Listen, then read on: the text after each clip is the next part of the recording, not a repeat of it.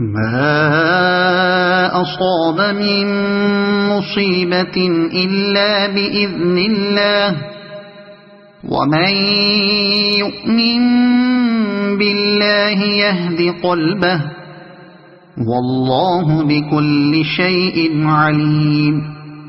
وأطيعوا الله وأطيعوا الرسول فإن توليتم فإنما على رسولنا البلاغ المبين الله لا إله إلا هو وعلى الله فليتوكل المؤمنون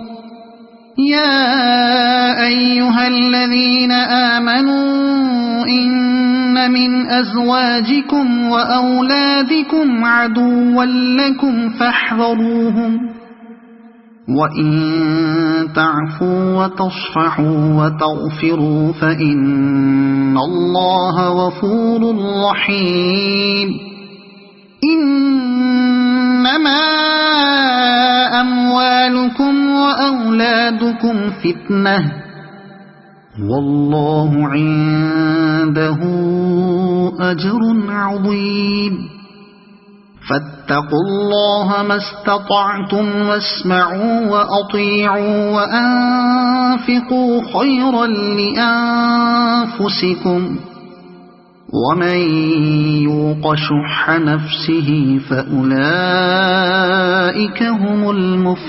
المفلحون إن تقرضوا الله قرضا حسنا يضاعفه لكم ويغفر لكم والله شكور حليم عالم الغيب والشهادة العزيز الحكيم صدق الله العظيم.